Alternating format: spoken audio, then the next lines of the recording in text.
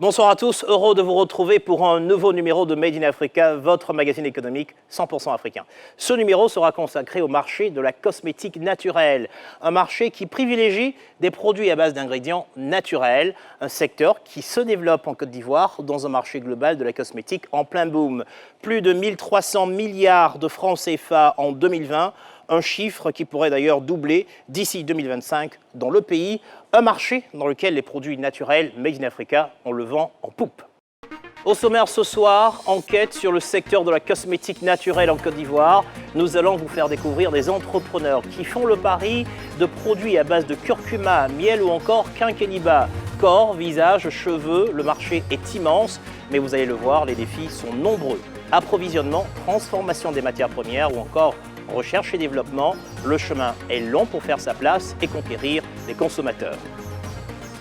Puis nous partirons au Cameroun à la rencontre de Christian Ngan, à la tête d'une des marques de cosmétiques les plus en vue au Cameroun. L'entrepreneur mise sur des produits naturels dans un marché dominé par les marques importées. Vous découvrirez son combat. En Afrique, le marché de la cosmétique est très dynamique. Le secteur est en progression constante de plus de 10% par an contre 4% dans le reste du monde. La Côte d'Ivoire est considérée comme la principale porte d'entrée pour le marché des produits cosmétiques en Afrique de l'Ouest, un marché dans lequel émerge une nouvelle catégorie de produits, les produits naturels. Des produits qui contiennent au moins 95% d'ingrédients naturels dépourvus de produits indésirables et qui font la part belle aux richesses du terroir africain. L'essor des cosmétiques naturels, un reportage de Bernard Samael Pomme et Ghislain Mendonça. Madame, je vais vous appliquer un produit fait maison. Il est très bon. C'est un produit à base de beurre de karité et de papaye. Dans ce salon de beauté d'Abidjan, l'esthéticienne prend soin de donner la composition de chaque produit. Le but, renseigner sur son caractère naturel. Celui-ci à base de karité et de papaye permettrait le renouvellement cellulaire de la peau en favorisant un teint plus éclatant. Précisément ce que recherche cette cliente. Une habituée qui, depuis 5 ans, est abonnée aux produits de la cosmétique naturelle. Le visage se porte mieux, il est plus éclatant et tout. Oui, j'ai constaté une nette amélioration depuis la dernière fois. Un résultat qui a un prix. 25 000 francs CFA pour ses soins du visage. 2 à 3 fois plus cher que dans des salons de beauté conventionnels. Bonjour madame. Mais un coût qu'elle justifie par un gage de satisfaction. On se retrouve avec une gamme de produits qui ne sont pas agressifs, donc qui ne sont pas toxiques pour la peau, qui ne vont pas agresser la peau, abîmer. On se retrouve souvent avec des produits qui laissent des brûlures au niveau du visage qu'on appelle communément mamie. Tout ça, donc, c'est pour éviter tous ces petits bobos au visage que je préfère venir ici. Ses partisans lui prêtent de nombreuses vertus. La cosmétique naturelle. Des soins de beauté confectionnés à base de matières premières provenant du terroir. Son principe, privilégier les ingrédients naturels à forte dose en limitant la présence d'ingrédients chimiques et indésirables pour la peau. Voilà une dizaine d'années que la cosmétique naturelle se met en place en Côte d'Ivoire, dans un secteur global de la cosmétique en plein boom. Plus de 1300 milliards de francs CFA en 2020, un chiffre qui pourrait d'ailleurs doubler d'ici 2025. Corps, visage, cheveux, un potentiel immense, un business dans lequel les produits naturels veulent se tailler une part. Une aubaine pour la vingtaine de petites marques ivoiriennes, même si les défis sont importants.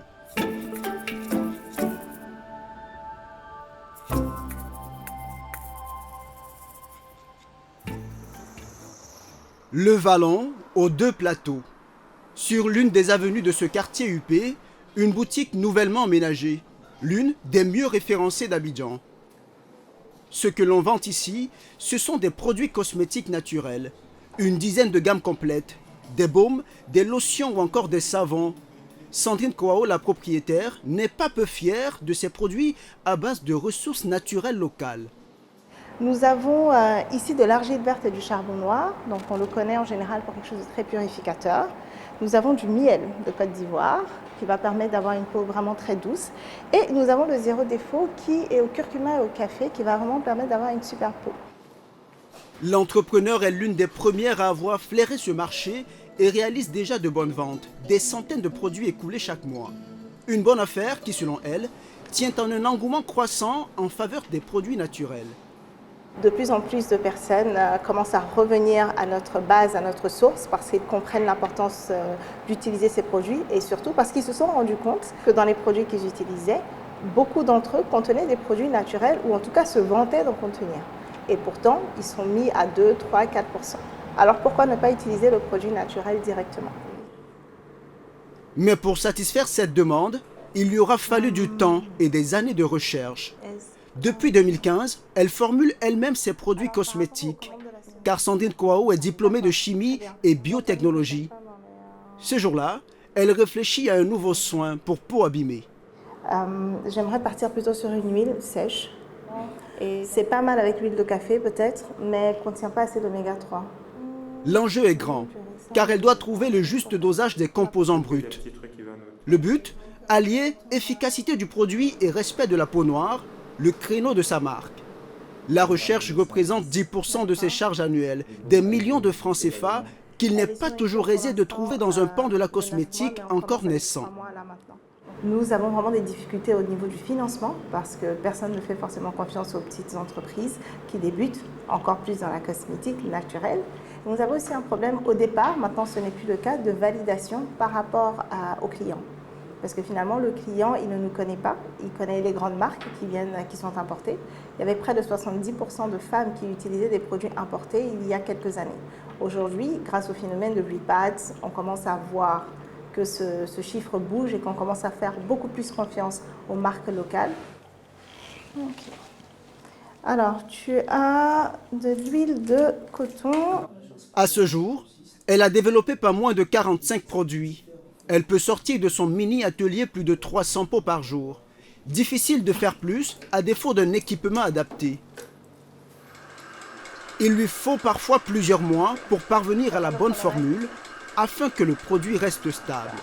On n'arrive pas encore forcément à avoir toujours le même produit en Côte d'Ivoire quand c'est l'harmattan, au Canada quand c'est l'hiver et en Mauritanie quand il fait très chaud.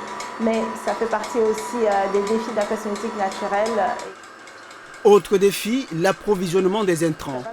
La scientifique doit faire appel à des fournisseurs extérieurs pour obtenir des huiles végétales nécessaires à la fabrication de certains produits.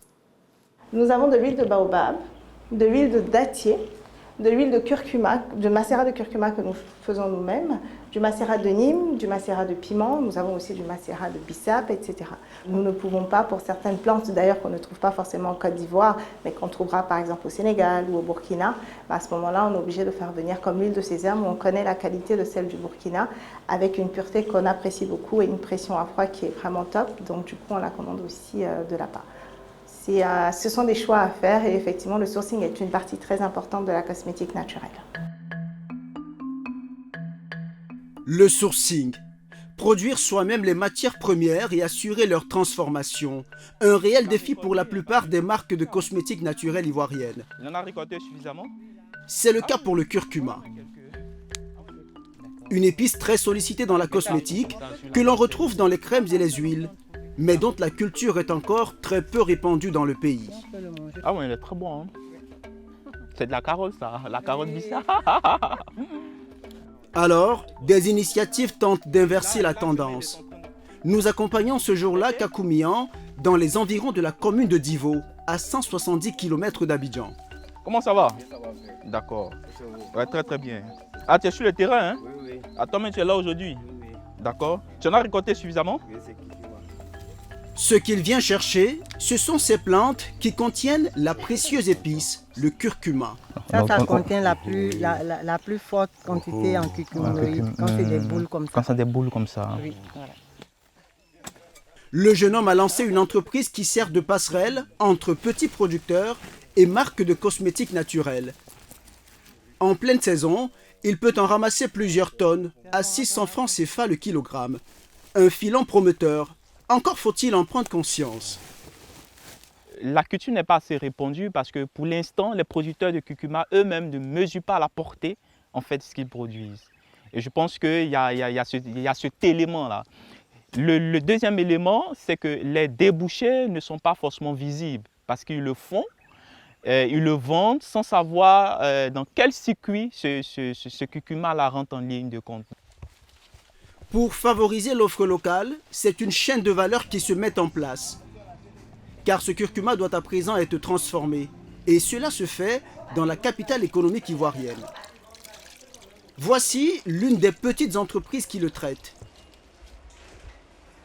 Ici, il est réduit en poudre. Là, à peine une quinzaine de kilogrammes. Pour cette quantité, il aura pourtant fallu moudre près de 3 tonnes de curcuma. Rareté, fraîcheur et authenticité font grimper sa valeur. 11 000 francs CFA le kilogramme. Tout de même, 2 fois plus abordable que celui importé, mais avec en plus l'atout de la qualité. Ici, nous, on ne triche pas, c'est que du curcuma pur, 100%. Donc, quand le client, l'institut de beauté ou bien le client qui fabrique son savon prend notre curcuma, il a immédiatement des effets positifs. La cosmétique basée sur du naturel a de l'avenir en Côte d'Ivoire, je crois. Parce que là, on obtient qu'après, il n'y a pas de maladie.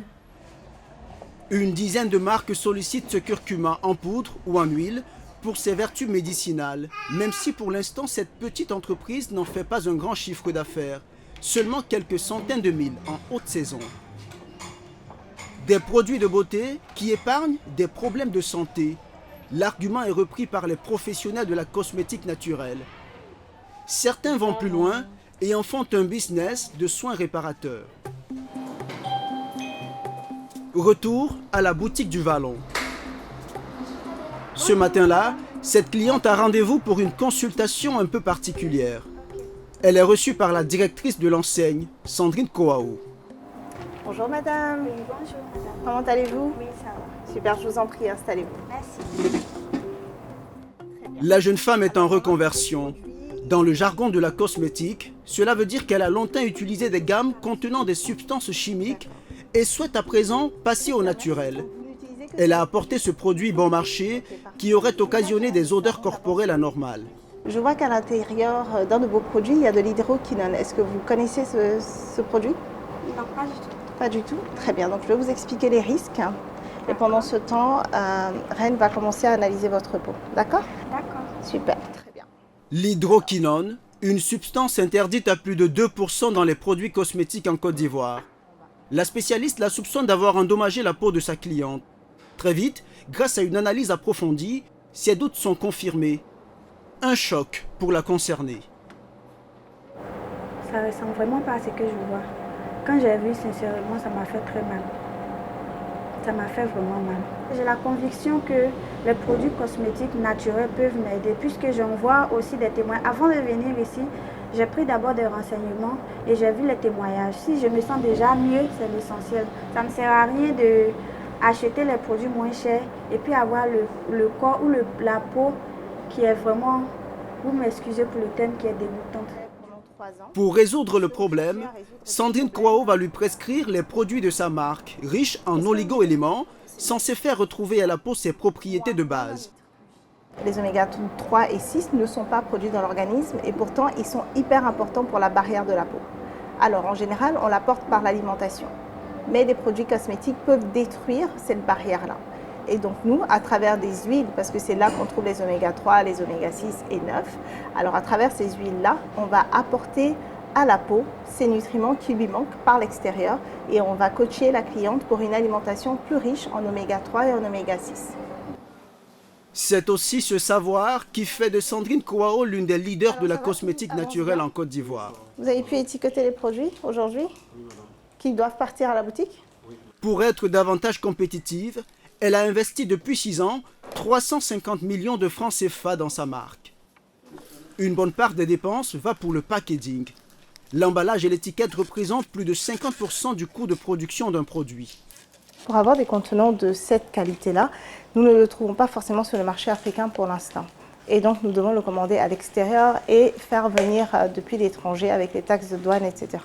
Donc notre coût de production est forcément plus élevé que des entreprises industrielles. Ce qui a pour conséquence que ces produits sont vendus plus cher que la moyenne du marché. Alors, c'est vers l'extérieur qu'elle oriente une bonne partie. Entre 30 et 50 commandes par semaine vers des pays européens et américains. Les profils des Africaines expatriées. Alors on expédie le plus en France et au Canada. Ce sont les deux pays dans lesquels on expédie le plus hors Afrique. Pour elles, c'est une sorte de retour aux sources, même si effectivement elles ne sont pas ici, mais au moins elles peuvent se reconnecter à leur patrie, à leur continent à travers nos produits cosmétiques, dont elles connaissent les valeurs d'ailleurs. Car derrière la cosmétique naturelle, il y a bien souvent un engagement identitaire. Corps, visage, mais aussi cheveux. Les cheveux sont bien démêlés. Mais avant de faire le gommage, en fait, on va rajouter un peu d'huile essentielle de sel pour pouvoir traiter les pellicules. Ce centre se veut Napi, entendez, heureux et naturel. Un mouvement qui consiste à assumer ses cheveux crépus et qui séduit à travers le monde. Certaines célébrités, s'y sont fait porte-étendard. Mariam Diaby a voulu surfer sur cette vague. Son plus, c'est qu'elle compose elle-même ses produits capillaires, comme ce gommage à base de sucre et de macérat d'huile de menthe. Protéines de riz, cola, mil ou encore kenkeliba. Là encore, que des cultures locales. Devenue l'une des figures en Côte d'Ivoire, elle est l'ambassadrice d'une forte communauté. Napi de Babi.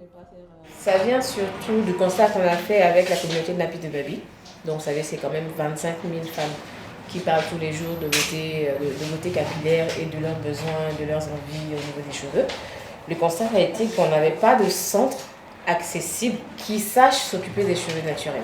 Le résultat qu'on va chercher sur un produit, sur des cheveux avec une certaine problématique, on va l'avoir avec des choses qu'on a partout à disposition et dont on n'a pas forcément besoin d'aller vers l'industrie. Inciter à de nouvelles pratiques dans la cosmétique. Le combat de tous ces précurseurs du naturel en Côte d'Ivoire. Et les perspectives sont plutôt reluisantes. Car en Afrique, le marché de la cosmétique enregistre un taux de croissance de 10% par an. C'est 2 fois celui du reste du monde.